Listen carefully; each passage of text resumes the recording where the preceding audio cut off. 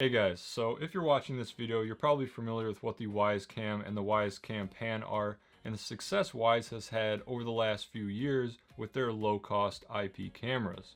Well, they just dropped a new product called the Wyze Sense Starter Kit that comes with a motion sensor and two contact sensors and a bridge to plug into the back of your camera to link it all together and add a new layer of security or functionality to your Wyze kit. So let's unbox it, check it out, and get started.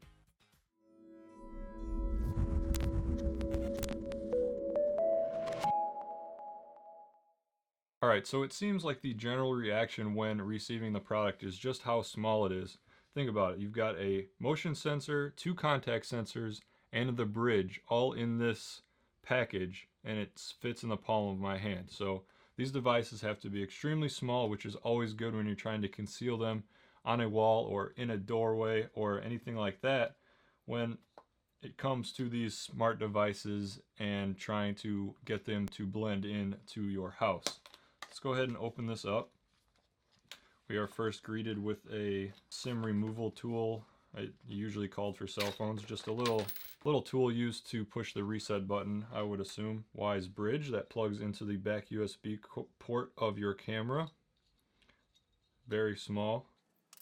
You have one contact sensor. There's my hand for reference. These are definitely the smallest contact sensors I've ever seen, and I've dealt with quite a few different types of contact and motion sensors over the last few years, and these are definitely the smallest that I've seen. So I'm curious to see how their signal range is and their functionality is when it's in such a small package. But I do know that Wyze strives to make the products as small and affordable as possible, so we'll have to see about that. And here's the motion sensor. Once again, definitely smaller than the Iris motion sensors that are my favorite.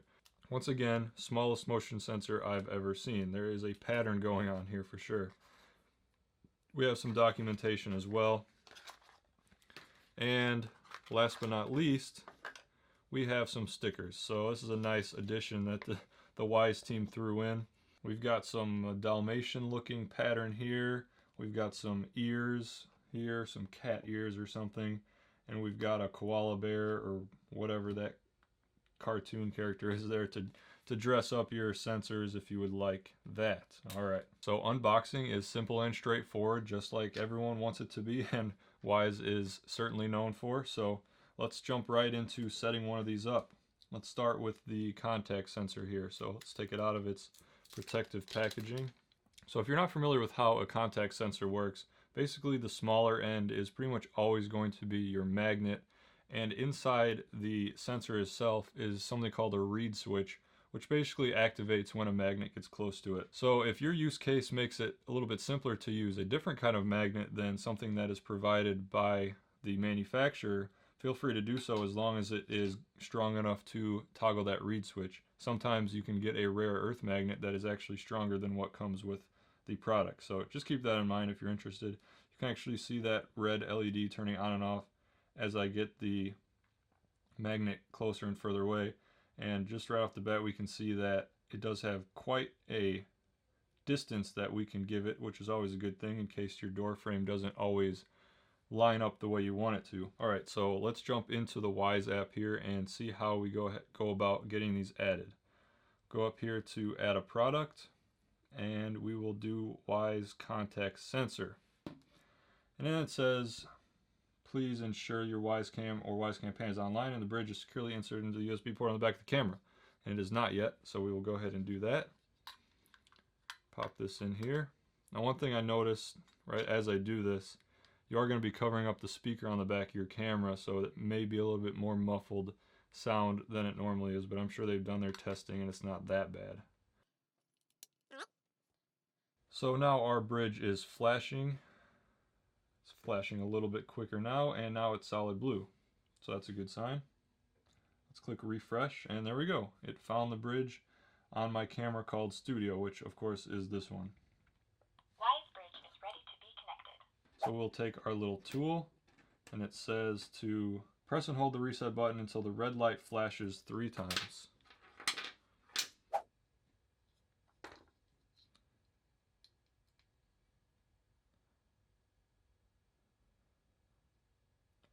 1, 2, 3. All right. Wyze bridge is ready to be connected. All right, so I did have to try it again after the timeout happened, and I'm still not able to get this connected. Wyze bridge is ready to be connected. Let's go ahead and try that one more time.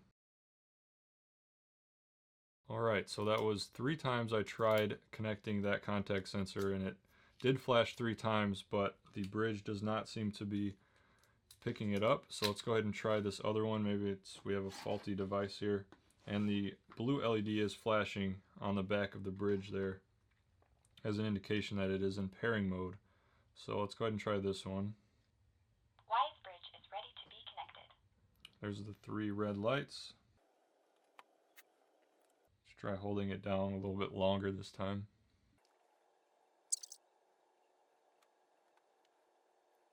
Alright, well, I'm not sure what's going on with those contact sensors. I'll look into that. Let's go ahead and try connecting this motion sensor. We do have the solid light again on the bridge, so that means that it is not in pairing mode now, and as soon as I click the studio, Wyze bridge is ready to be connected. it is flashing. And the same thing, insert it until it flashes 3 times. That flashed 5 times. Not sure what's going on here.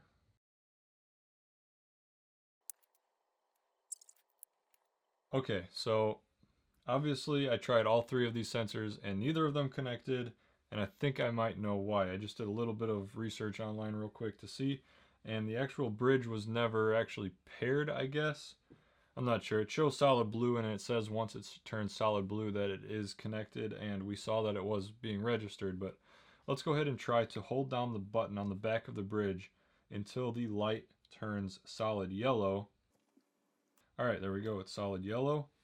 And then if we go to add a product, let's go with the sensor again, and it does pick it up once again. Wyze bridge is ready to be connected. And now it is flashing yellow and blue instead of flashing blue. So now let's go ahead and try to use this pin and plug it into the hole again. Wait for those 3 flashing lights. There we go.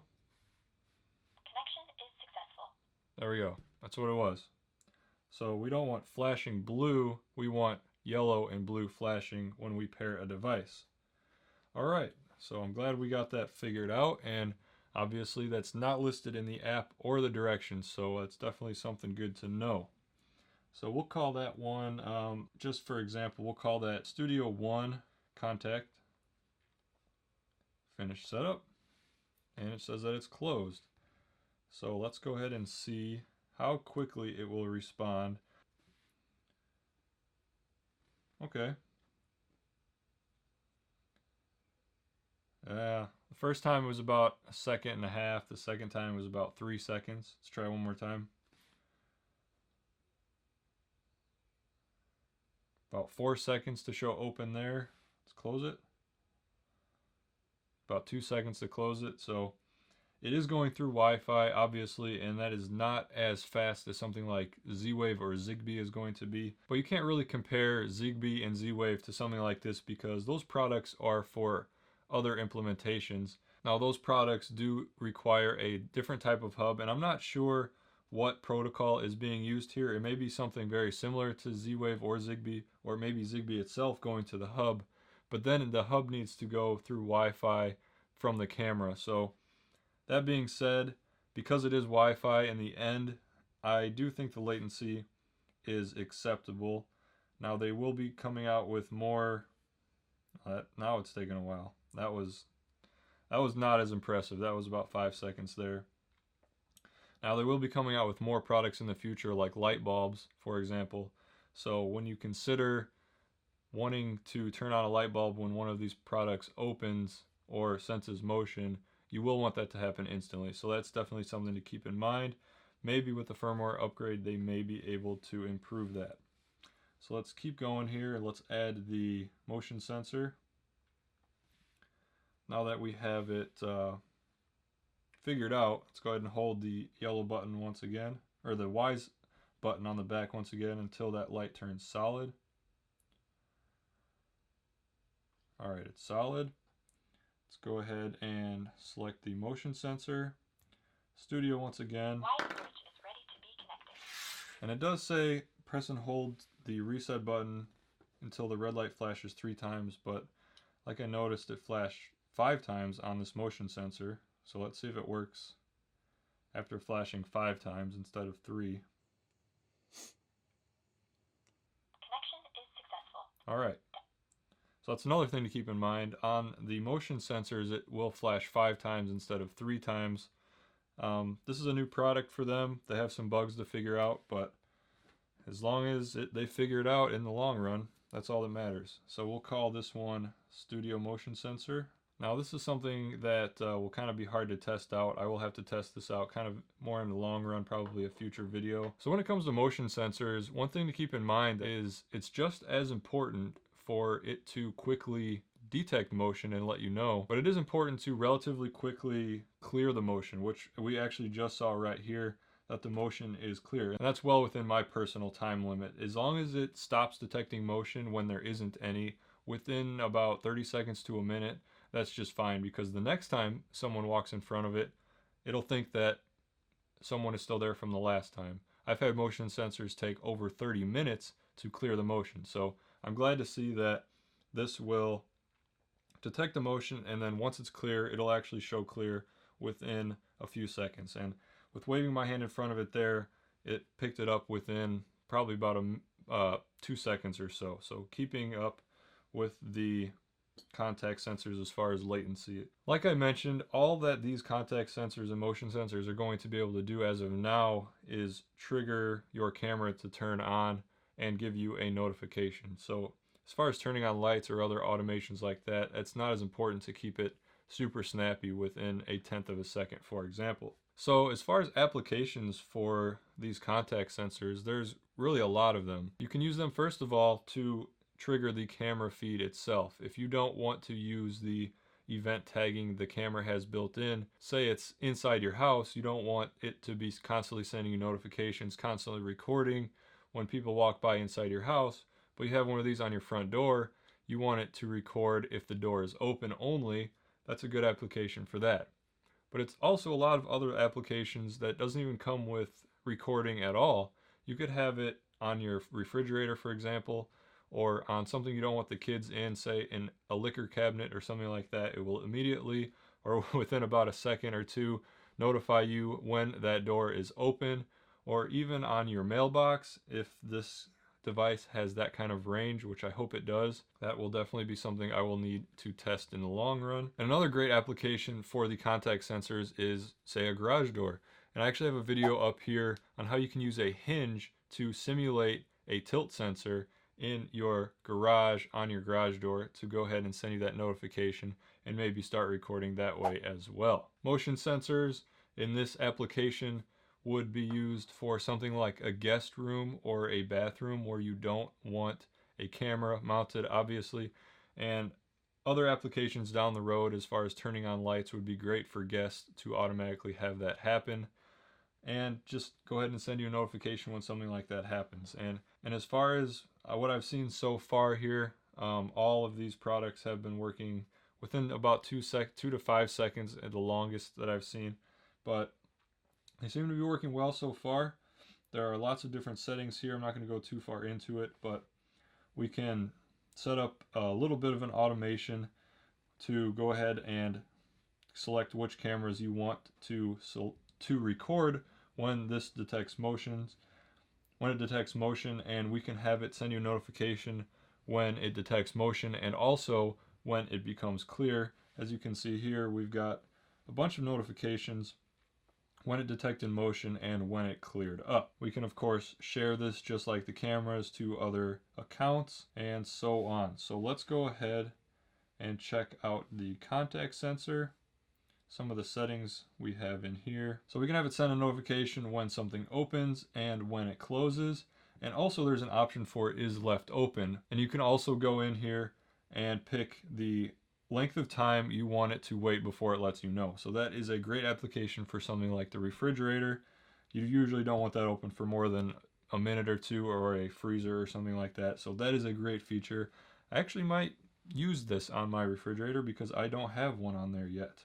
Same thing with the sensor videos. You can tick which one you want to go ahead and record when that opens. And same thing with what they call the sensor videos. You can select which cameras you want to record, and they have a little animation here. Yo, I'm open, and the Wyze Cam pan says, okay, I'll take a video. So just as a nice little guide there, shows you what's going on. So first impressions are really good. I mean, the size of it is kind of unbelievable. I just can't get over how small this little motion sensor is, and the fact that it actually works. And the idea of having it bridge off of an existing device is pretty genius if you ask me. The only downside that I can see of this is covering up the speaker on the back of the camera back here, and it also doesn't let you daisy chain another camera off of this anymore because that USB port is being used up. But it's worth it in my book. And if they continue to develop the products like they have in the past, using inexpensive hardware and developing it to its full potential with software, is kind of what they've been doing their whole life. And as long as they're able to continue to do that and use the community of the customers for feedback and future product recommendations and things like that, I think Wyze in whole is going to go places, even though these products are extremely inexpensive. So I do apologize, this video ran a little bit longer than I originally had planned, but I did run into some issues pairing the sensors. But once I figured out how to actually do it correctly and properly, it went pretty quickly. So if you guys are interested in picking up the Wyze Sense kit, it is currently unavailable at the moment. They did a pre-release, which is how I got this, and they did fulfill that 100%. So as soon as they are available, it should be sometime in May, I will go ahead and find a link for it and drop it down below so you guys can pick one up as well. I'll have links down there for Wyze Cam version 2, which is the only one that works for this, by the way, and the Pan Cam. If you're interested in picking up a couple more of those, I'll also leave my Patreon information down below if you would like to help support the channel. So thanks for watching. I hope you enjoyed it. If you did, leave a like down below and consider subscribing. I will see you guys in the next video.